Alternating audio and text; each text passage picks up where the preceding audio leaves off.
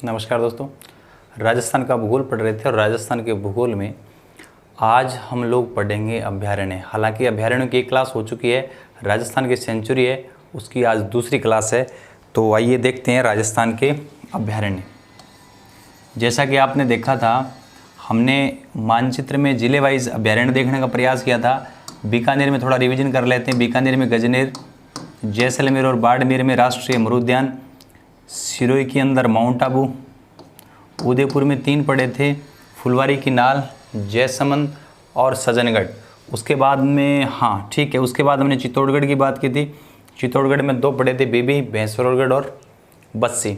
अब हम पढ़ेंगे प्रतापगढ़। ठीक है, तो प्रतापगढ़ के अंदर बात करांगा। देखो, प्रतापगढ़ को नाम मानता ही सीता माता को नाम आया, तो प्रतापगढ़ में हम लोग पढ़ेंगे, ये जो प्रतापगढ़ है उसमें हम पढ़ेंगे सीता माता अभयारण्य। तो देखो मैं लिख रहा हूँ,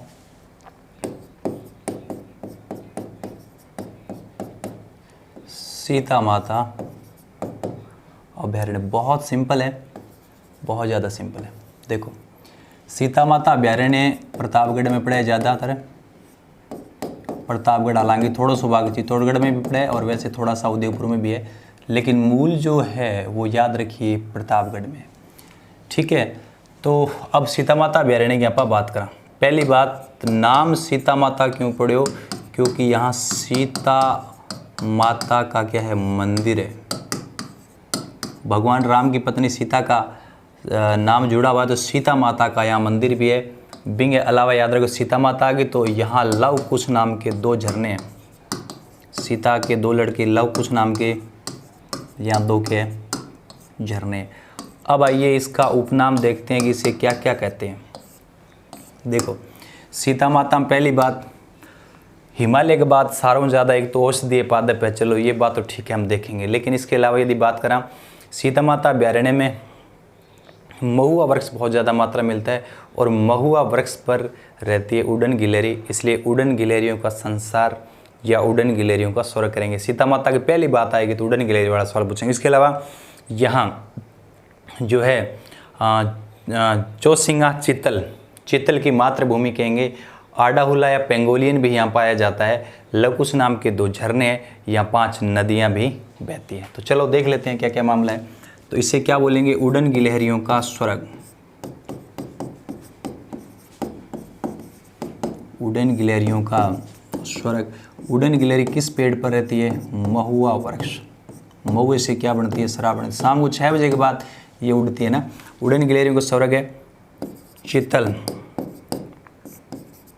चित्तल की मातृभूमि क्या है इसका, या चित्तल की ये क्या है, शरण स्थली है। मातृभूमि बोल दियो या चित्तल की शरण स्थली बोलो। यहाँ क्या पाया जाता है? आडाहुला।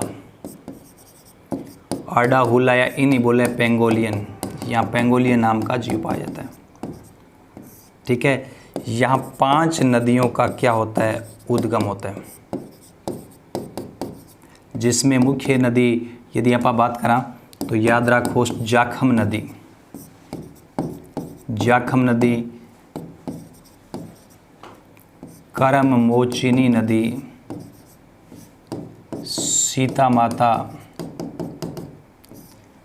टांकिया, सीता माता और टांकिया। तो ये 5 नदियां याद रख लीजिए। 5 नदियों का उद्गम है। जाखम नदी प्रमुख नदी है। जाखम, करम, मोचनी थे, 2 याद रख लियो। 2 याद रख लियो। सीता माता नदी को नाम भी है टांकिया। जाखम नदी पर यहाँ बांध भी बनाए गए हैं। जाखम बांध जो राजस्थान का सबसे ज़्यादा हाइट वाला बांध है। कितना मीटर है? 81 मीटर ऊंचा है। कितने मीटर है? 81 मीटर ऊंचा है। क्लियर है। और देखो सीता माता अभयारण्य में क्या चीज़ें मिले। सीता माता के अंदर हिमालय के बाद सर्वाधिक औषधीय पादप। हिमालय के बाद सर्वाधिक औषधीय पादप। हिमालय के बाद आपसे पूछ ले कि सर्वाधिक औषधीय पादप। सर्वाधिक औषधीय पादप हिमालय के बाद सर्वाधिक औषधीय पादप है, यहीं है ना। एकमात्र अभयारण्य जिसमें क्या मिलते हैं? सागवान के वन। सागवान के वन मिलते हैं, जो एकमात्र अभयारण्य। क्लियर है। दूसरा देखिए, यहाँ से आप देखोगे अरावली और यहाँ कौन सा है, विंध्याचल पर्वत श्रृंखला, और बीच में क्या है, मालवा का पठार है ना। साथ साथ में इंडिया जीके की बहुत सारी चीज़ें आ रही है।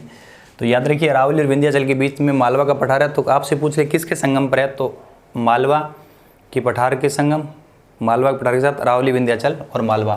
तो आपसे पूछ ले कि किसके संगम पर है, तो आपसे संगम पूछ ले तो बहुत सिंपल है, विंध्याचल, जहाँ विंध्याचल प्लस अरावली प्लस मालवा का पठार जब मिलता है तब उसके ऊपर सीता माता अभयारण्य अवस्थित है। याद रखिए यहाँ सर्वाधिक क्या मिलती है, जैव विविधता मिलती है। सबसे ज़्यादा जैव विविधता कहाँ मिलती है, सीता माता अभयारण्य। क्लियर है, इतनी बातें आप लोगों को याद रखना। सबसे इंपॉर्टेंट है उड़न गिलहरियों का स्वर्ग, ठीक है। उड़न गिलहरी, उड़न गिलहरी कहाँ रहती है, महुआ के पेड़ पर रहती है, ये सबसे इंपॉर्टेंट है। तो ये आपका सीता माता हो गया। अरावली, विंध्याचल, मालवा के संगम पर प्रतापगढ़, उदयपुर, चित्तौड़गढ़ में सीता माता का मंदिर है। लवकुश नाम के 2 झरने, चित्तल की मातृभूमि है या शरण स्थली आडावाला पेंगोलियन पाए जाते हैं। 5 नदियाँ, जाखम, क्रमय, मोचनी, सीता माता, टांकिया। जाखम नदी पर जाखम बांध जो राजस्थान का सबसे ऊंचा बांध 81 मीटर है। हिमालय के बाद सर्वाधिक औषधीय पादप यहीं मिलते हैं, सागवान के वन यहाँ मिल रहे हैं। और याद रखना यह सर्वाधिक औषधीय पादप भी यहीं मिलते हैं, ठीक है। तो ये हमें सीता माता अभयारण्य के बारे में आप लोगों को याद रखना है, ठीक है। सीता माता के बाद आगे बढ़ते हैं, छोटा सा और कर लेते हैं। ये देखिए ये सवाई माधोपुर है, सवाई माधोपुर में है, याद रखना, सवाई मानसिंह अभयारण्य, सवाई मानसिंह अभयारण्य। तो सवाई मानसिंह अभयारण्य की यदि बात करा तो सवाई मानसिंह अभयारण्य आप याद रख लीजिए कहाँ हो जाएगा, सवाई मानसिंह अभयारण्य आपका सवाई माधोपुर में हो जाएगा।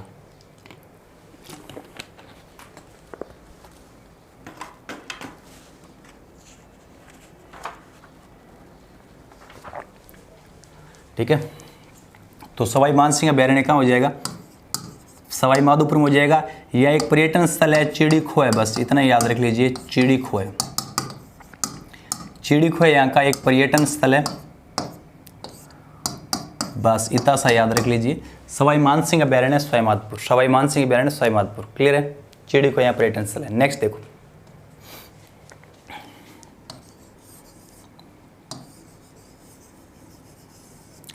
नेक्स्ट यदि आप बात करा तो 8वां चित्तौड़गढ़ तक आ गया। बिंग बाद में आप देखांगा। ये देखिए ये जिला आपका है 12, ठीक है। तो 12 में ध्यान है, 12 में एक परवन नदी बहती है, राजस्थान का अपवा तंत्र आपने पढ़ रखा है, परवन नदी बहती है। तो परवन नदी के किनारे शेरगढ़ का किला 12 में, और शेरगढ़ किले के चारों तरफ का बेल्ट शेरगढ़ अभयारण्य। तो आइए देखते हैं 12 में कौन सा हो जाएगा, शेरगढ़ अभयारण्य। शेरगढ़ अभयारण्य कहाँ है, 12, बहुत ईजी है। शेरगढ़ यहाँ क्या है, एक तो हो जाएगा शेरगढ़ दुर्ग, शेरगढ़ दुर्ग के अलावा यहाँ से कौन सी नदी बहती है, परवन नदी यहाँ से क्या होती है, प्रवाहित, और इसे क्या बोलेंगे, इसे बोलेंगे सांपों की शरणस्थली। सांपों की क्या बोलेंगे, शरणस्थली। तो याद रख लीजिए, सांपों की शरणस्थली पूछ लिया तो शेरगढ़ 12, सांपों की शरणस्थली शेरगढ़ 12, शेरगढ़ 12, शेरगढ़ दुर्ग, परवन नदी इसके मध्य से गुजरती है, और सांपों की शरणस्थली याद रहिएगा बस। नेक्स्ट याद रखो 12 के बाद में यदि आप बात करा, देखो ये कोटा है, ये आपकी बूंदी है, कोटा बूंदी 2 नंग में, और एक क्योंकि हटे चंबल नदी बह है। तो चंबल नदी कहाँ से नदी निकलती है, थोड़ा सा इसको देख लेते हैं फिर आगे बढ़ेंगे। ये विंध्याचल पर्वत श्रृंखला है, और विंध्याचल पर्वत श्रृंखला से एक नदी एक जो पहाड़ी है जानोपा, उस जानोपा पहाड़ी से नदी निकलती है चंबल, ठीक है। चंबल नदी आई, चंबल नदी यहाँ से बहती हुई कहाँ, इधर से ऊपर से कौन है, यमुना, उस नदी में मिल गई। तो ये जो चंबल नदी है MP, राजस्थान, यूपी में बह रही है। तो चंबल नदी जहाँ जहाँ बह रही है, तो चंबल नदी के अंदर अंदर हमने बना लिया चंबल जलीय अभयारण्य, राष्ट्रीय चंबल घड़ियाल अभयारण्य, क्योंकि घड़ियाल ज़्यादा पाए जाते हैं। तो अंतर्राज्यीय अभयारण्य हो जाएगा, सिंपल है। तो इसको देख लेते हैं चंबल नदी वाला। तो मैं लिख रहा हूँ राष्ट्रीय चंबल घड़ियाल अभ्यारण्य। राष्ट्रीय चंबल घड़ियाल अभ्यारण्य की बात करा तो पहली बात ये कहाँ फैला है, राजस्थान, एमपी और यूपी, मतलब एक तरीके से आप कह सकते हो अंतर्राज्यीय अभ्यारण्य। तो मैं यहाँ लिख देता हूँ कैसा अभ्यारण्य,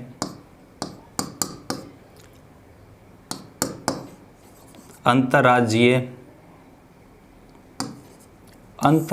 अभ्यारण्य। क्लियर है। अच्छा, कौन सी नदी, चंबल नदी का जो बेल्ट है, चंबल नदी क्षेत्र में राजस्थान का सारा जिला आज जड़ चंबल नदी पे ध्यान है।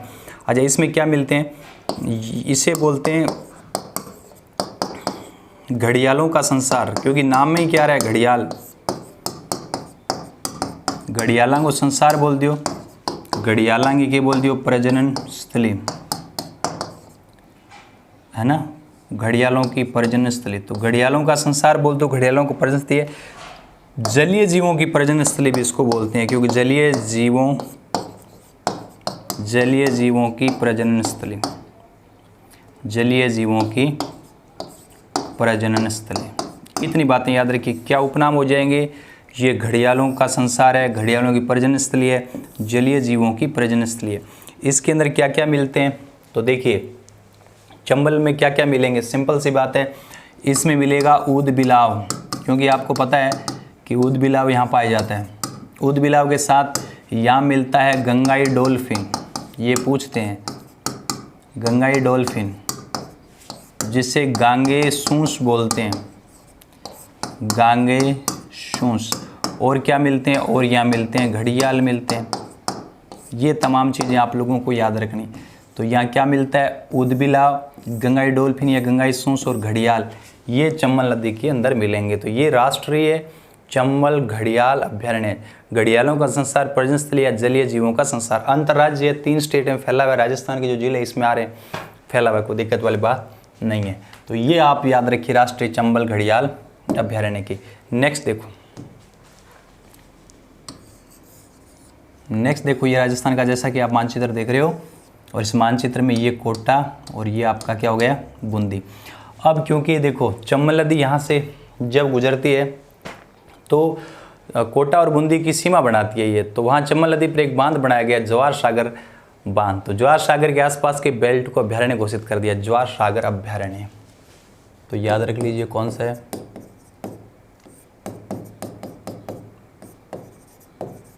जवाहर सागर अभ्यारण्य। तो पहली बात, जवाहर सागर अभ्यारण्य कहाँ होगा, जवाहर सागर की चारों तरफ। तो ये कोटा और बूंदी की क्या बना रही है, सीमा, ठीक है। तो यहाँ अंदर क्या है, जवाहर सागर बांध, क्लियर है। और सुनिए इसमें क्या है, देखो कोटा बूंदी की सीमा बना रही है, तो कोटा में गेपरनाथ शिवालय रथ कांकरा में, और बूंदी का एक कोटा का ले लो, एक बूंदी का ले लो, कोटा का ले लिया और एक बूंदी का ले लिया। तो याद रख लीजिए कोटा का इसमें क्या है, गेपरनाथ शिवालय। गेपरनाथ शिवालय आपको याद होना चाहिए, कोटा के रथ कांकरा गांव में है। कोटा में तो है, कोटा में कहाँ है, रथ कांकरा गांव में। एक कोटा का ले लिया तो एक बूंदी का ले लो, बूंदी में है गरड़िया महादेव। तो गरड़िया महादेव, ये आपके कल्चर भी याद हो रहा है, क्योंकि कल्चर के अंदर भी ये चीज़ें हैं कि फलाना फलाना कहाँ है। तो गेपरनाथ और गरड़िया, गए से याद कर लो, गेपरनाथ और गरड़िया इसमें महादेव, एक कोटा का एक बूंदी का। फिर याद रखिए इसे मगरमच्छों की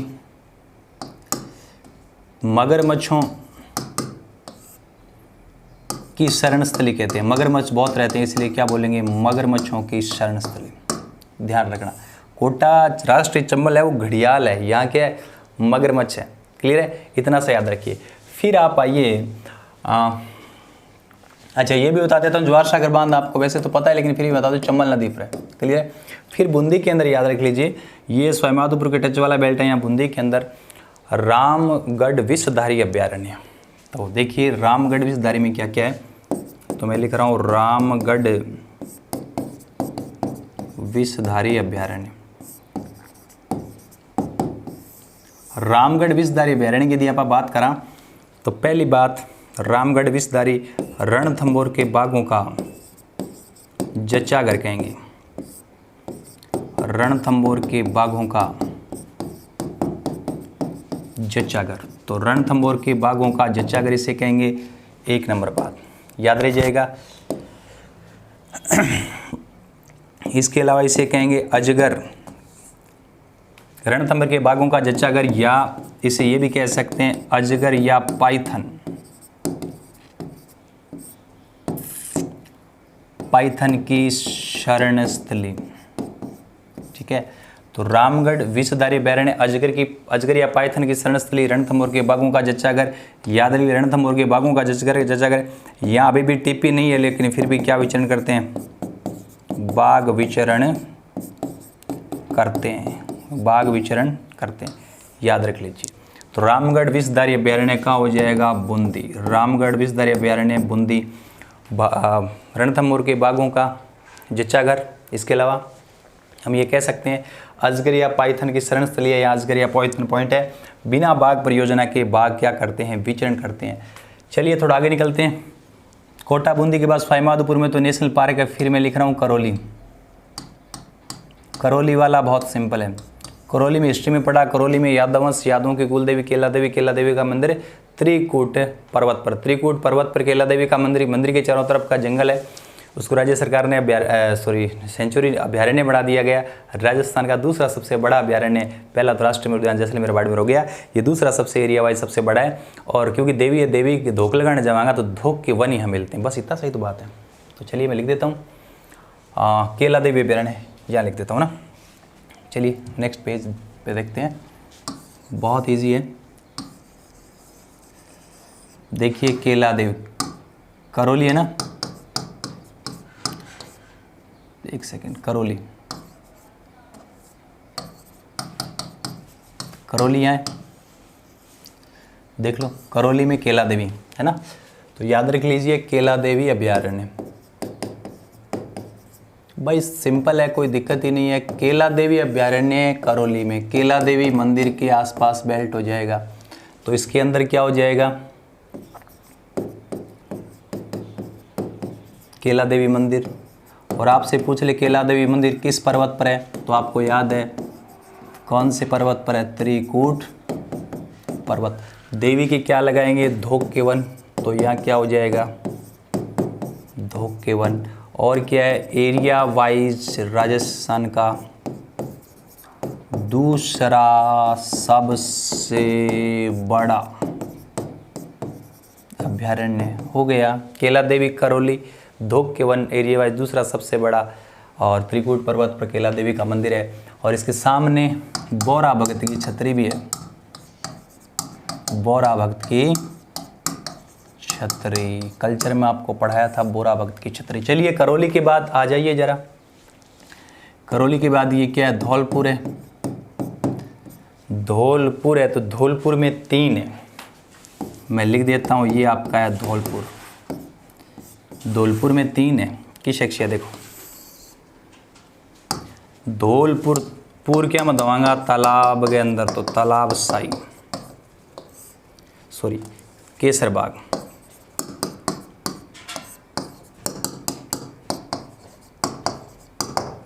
तो धौलपुर का पहला जो अभयारण्य हो जाएगा केसरबाग। केसरबाग अभयारण्य याद रखना है। केसरबाग धौलपुर है ना, पूर भी दौड़ा है और शागे केस भी दौड़ा है, तो केसरबाग। तो केसरबाग कहाँ हो जाएगा? धौलपुर में हो जाएगा। यहाँ धौलपुर का जो मिलिट्री स्कूल है ना, इसके पास ये है धौलपुर का मिलिट्री स्कूल। क्लियर है? केसरबाग के बाद बात करें रामसागर वन विहार, रामसागर अभयारण्य। और नेक्स्ट कौन सा हो जाएगा? नेक्स्ट हो जाएगा आपका वन विहार। बस इतनी सी बातें याद रखनी हो गया। तो धौलपुर में 3 याद रखिए। केसरबाग, केस पूरा दिन दौड़ना है तो केसरबाग भी याद रखिए। धौलपुर, केसरबाग जहाँ मिलिट्री स्कूल है, रामसागर वन विहार, और उसका कौन सा हो जाएगा? रामसागर भी हो जाएगा, रामसागर अभयारण्य और वन विहार। ध्यान रखना इसके पास धौलपुर में एक तालाब है, एक झील है, और इस झील का नाम याद रखिए तालाब साई। तालाब साई झील के ये निकट है, इसलिए पक्षियों के लिए क्या बढ़िया जगह है। तो धौलपुर में सिंपल याद रखिए केसरबाग रामसागर वन विहार, धौलपुर केसरबाग रामसागर वन विहार, केसरबाग रामसागर वन विहार। और रामसागर सागर के बाद सागर हो जाएगा कौन सी, तालाबसाई झील, तालाबसाई झील धौलपुर में। अब आएंगे जरा भरतपुर में, धौलपुर के बाद नेक्स्ट पढ़ेंगे हम भरतपुर। तो नेक्स्ट देखिए, नेक्स्ट हम देखेंगे भरतपुर। ये देखिए आपका भरतपुर जिला है, राजस्थान का प्रवेश द्वार। भरतपुर में एक नदी है काकुंड, काकुंड नदी बहती है। काकुंड नदी पर एक बांध बनाया गया है और बांध का नाम है बारेठा बांध। तो बारेठा बांध है भरतपुर जिले का सबसे बड़ा बांध है, जहाज की आकृति के समान उसकी आकृति है, मत्स्य बीज संग्रहण के अंदर है और इस बांध के चारों तरफ का बेल्ट है अभयारण्य बना दिया, तो बंद बारेठा अभयारण्य। तो याद रखना कौन सा अभयारण्य हो जाएगा, बारेठा अभयारण्य। सिंपल है, कहाँ हो जाएगा, भरतपुर। इसे क्या बोलते हैं, इसे बोलते हैं परिंदों का घर, पक्षी बहुत आते हैं, इसे क्या बोलते हैं, परिंदों का घर। तो बंद बारेठा क्या है, परिंदों का घर है। दूसरा कौन सी नदी बहती है यहाँ, काकुंड नदी, और यहाँ काकुंड नदी पर बांध कौन सा है, बारेठा बांध।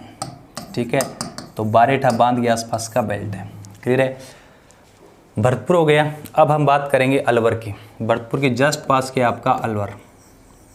अलवर की यदि हम लोग बात करें तो देखिए पूर्वी राजस्थान में पड़ता है और घूमने की अच्छी जगह है।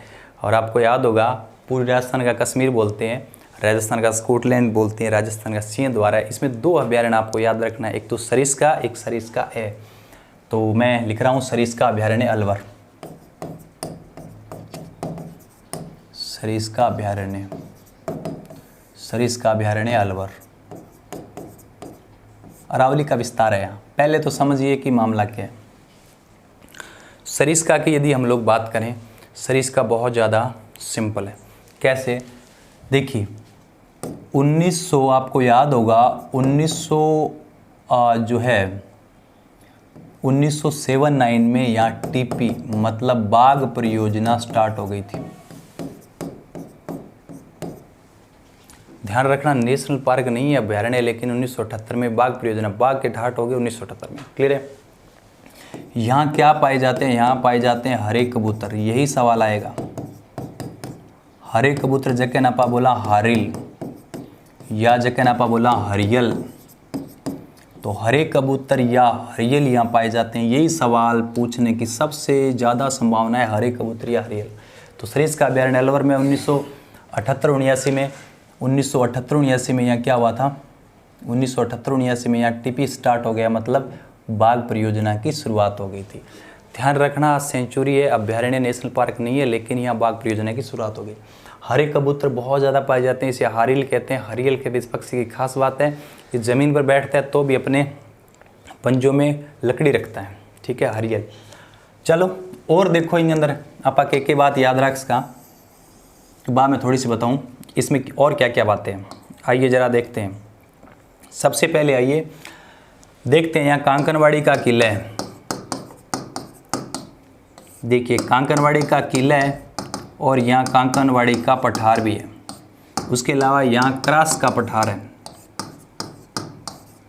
यहाँ काली घाटी है, जहाँ काली घाटी में मोर का सर्वाधिक, मोर है ना, मोर का सर्वाधिक क्या मिलता है, घनत्व मिलता है। ठीक है, यहाँ लंगूर पाए जाते हैं।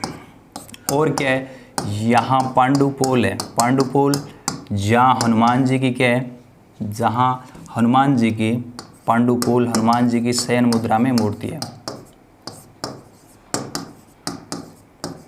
हनुमान जी की शयन मुद्रा में मूर्ति है। और क्या है, और नौगजा शांतिनाथ जैन मंदिर है, नौगजा शांतिनाथ जैन मंदिर। आप आइए नीलकंठ महादेव मंदिर भी यही है, भगवान शिव का नीलकंठ महादेव मंदिर, नीलकंठ महादेव मंदिर। और नीलकंठ महादेव में नृत्यरत गणेश मंदिर, ये जरूर याद रख लीजिए। और क्या है सर, और बहुत कुछ है, याद रख लीजिए, सब पर चर्चा कर लेंगे। और यहाँ नारायणी माता का मंदिर भी है, नारायणी माता का मंदिर। इतनी बातें आप लोगों को याद रखना। देखिए सरिस्का अभयारण्य अलवर में पड़ता है। सरिस्का की यदि हम लोग बात करें, सरिस्का अभयारण्य अलवर में ना, सरिस्का की यदि हम लोग बात करें तो 1978-79 में टिपी स्टार्ट कर दिया गया टाइगर प्रोजेक्ट। फिर हरे कबूतर वाला इंपॉर्टेंट है, हरे कबूतर या हरियल पक्षी यहाँ पाया जाता है। फिर और क्या क्या मिलता है यहाँ देखिए, कांकनवाड़ी का यहाँ किला मिलता है, कांकनवाड़ी का किला और कांकनवाड़ी का पठार। कांकनवाड़ी के किले में दारा को कैद करके रखा था औरंगजेब ने।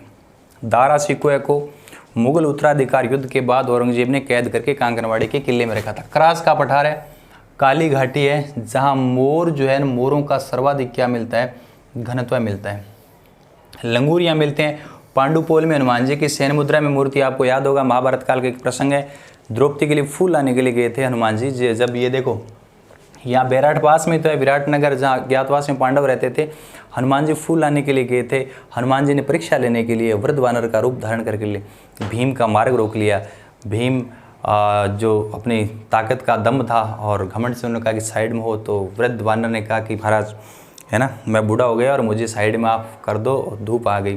तो कहते हैं भीम ने हनुमान जी का जो पूंछ है ना, पूंछ उठाया और उठाया नहीं गया। तब भीम को समझ में आया, नतमस्तक हो गया कि महाराज बताइए। तो हनुमान जी ने कहा कि जाओ आशीर्वाद है, मैं तो आपका टेस्ट ले रहा था। तो ये जो कहानी है ये याद दिलाती है पांडुपोल सरिस्का में, जहाँ हनुमान जी की शयन मुद्रा में मूर्ति है।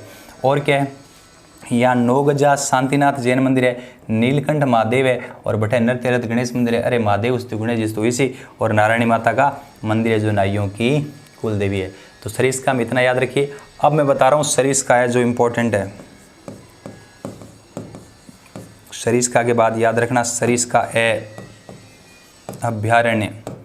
देखिए सरिस्का के बाद सरिस्का ए अभयारण्य की यदि आप बात करें तो पहली बात अलवर में, दूसरी बात इसका एरिया पूछ ले तो 3.01 किलोमीटर स्क्वायर है। इस लिहाज से ये क्या है, राजस्थान का सबसे छोटा, राजस्थान का से सबसे छोटा अभयारण्य। दूसरा सबसे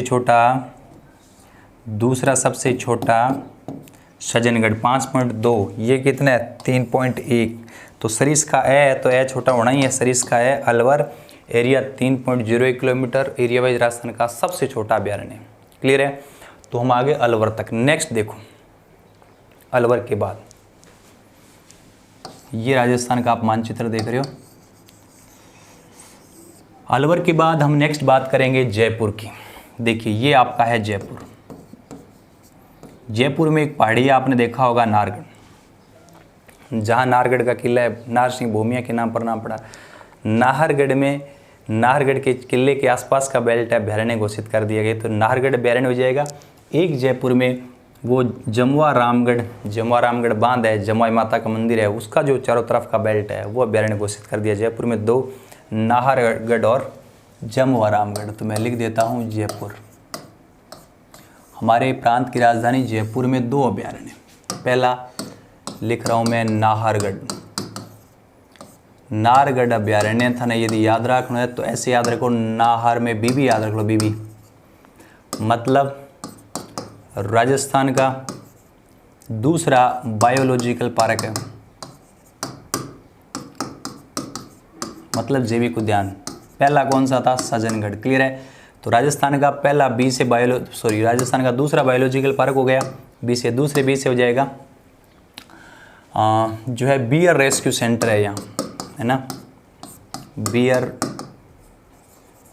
रेस्क्यू सेंटर। फिर यहाँ इसके अंदर नाहरगढ़ दुर्ग है, ठीक है। और नाहरगढ़ दुर्ग की जो पहाड़ियाँ है ना, पहाड़ियाँ जो पश्चिम दिशा में है, उस पश्चिम दिशा की जो पहाड़ियाँ है नाहरगढ़ की, वहाँ से एक नदी निकलती है जिसका नाम है अमीन शाह का नाला। अमीन शाह का नाला नाहरगढ़ की पहाड़ियों से, ये पहाड़ियाँ उसको बोलते हैं आथोनी कुंड। पश्चिम दिशा में वास्ते केवल है आथोनी कुंड।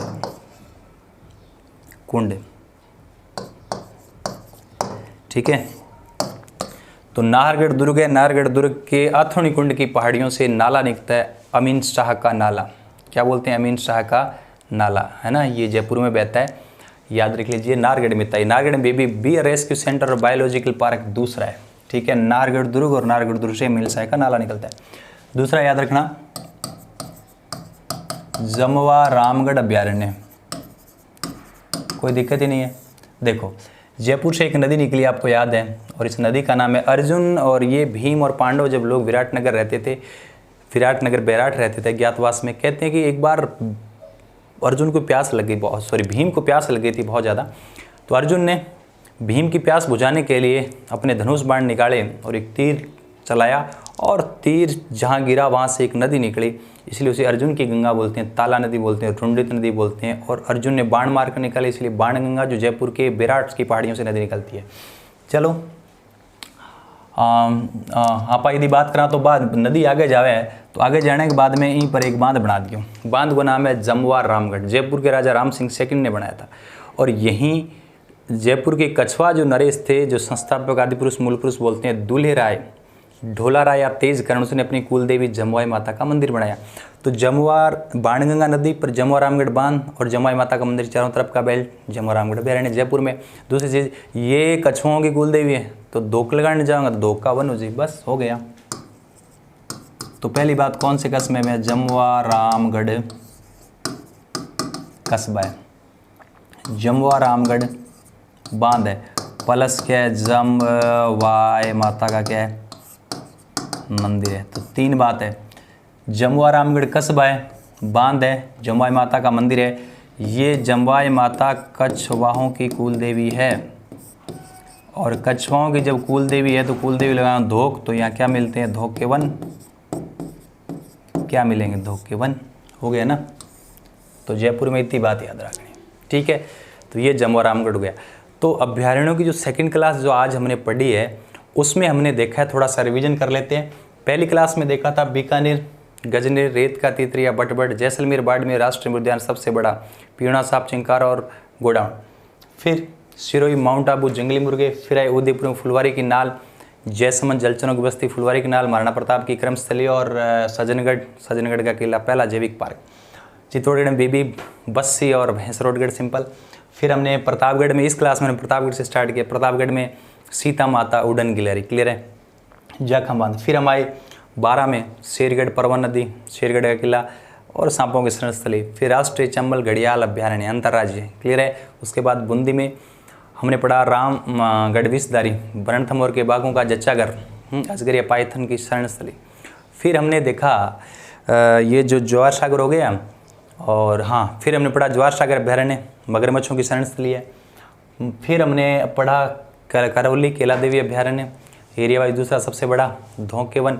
फिर भरतपुर में केसर बाग, राम सागर, वन विहार 3। फिर भरतपुर में बारेठा बांध, परिंदों का घर। फिर अलवर में सरिस्का ए और सरिस्का। फिर जयपुर में 2 जमवा रामगढ़ अभ्यारण्य, और उसके अलावा नाहरगढ़ अभ्यारण्य। तो जयपुर तक का हमने सफ़र कर लिया। रिमेनिंग जो पार्ट है पढ़ेंगे नेक्स्ट क्लास में, तब तक के लिए थैंक यू।